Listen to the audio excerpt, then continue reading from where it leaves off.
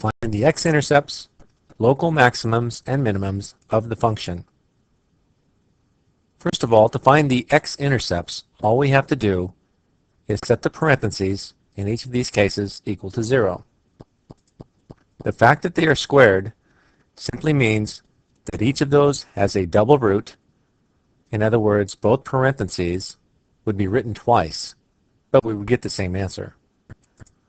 So this first parenthesis, the x-intercept would be 3, because when the parentheses x is 3, the parenthesis would be 0. 0 for this parenthesis is negative 3.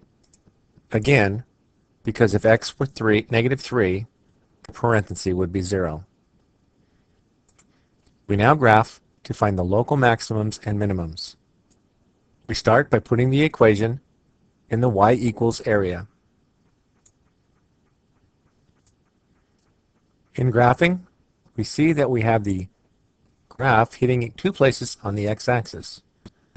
So we also have 2 places of minimum and 1 place of maximum.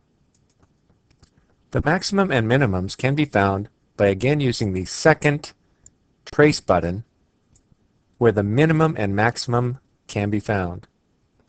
We will first find the first minimum, and to get it we simply move the little cursor to the left of the bottom of the first graph and hit enter. We then move it to the right, hit enter, and when we hit enter again, we will get a minimum.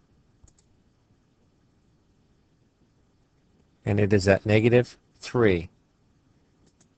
So the first minimum appears to be the point negative 3, 0. The y value of 3.448 times 10 to the negative 12 is basically 0. Anytime we have a number with an e number to a big negative, it stands for 0. We now find the maximum by following the same procedure. Go to the max part,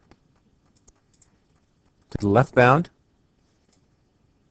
hit enter, to the right bound, hit enter, and hit enter again.